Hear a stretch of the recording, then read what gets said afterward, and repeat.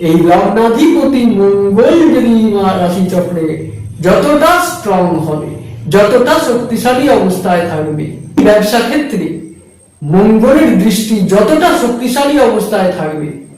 ততটা সে জীবনে উন্নতি করে যেতে পারবে।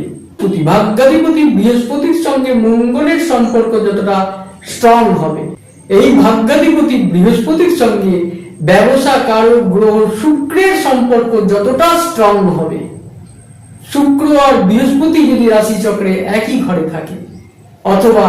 শুক্র যদি বৃহস্পতির উপর দৃষ্টি দেয়, অথবা বৃহস্পতি যদি শুক্রের উপর দৃষ্টি দেয়, অথবা বৃহস্পতি শুক্রের ঘরে শুক্র বৃহস্পতির ঘরে থাকে, অথবা শুক্র আর বৃহস্পতি যদি একে অপরের উপর দৃষ্টি দেয়, তাহলে সে কর্ম যেরকম স্ট্রং হবে, ভাগ্য সেরকম স্ট্রং হবে। যদি মঙ্গল আর বৃহস্পতি রাশি চক্রে একই ঘরে থাকে, যদি মঙ্গলের উপর বৃহস্পতির দৃষ্টি পড়ে, যদি মেষ রাশির উপরে বৃহস্পতির দৃষ্টি পড়ে, যদি মেষ রাশিতে বৃহস্পতি থাকে, যদি ধনু রাশিতে বৃহস্পতি মঙ্গল থাকে, তাহলেও সেই মানুষ খুব ভালো ভাগ্যের সাহায্য পাবে এবং প্রচুর উন্নতি করে যেতে পারবে।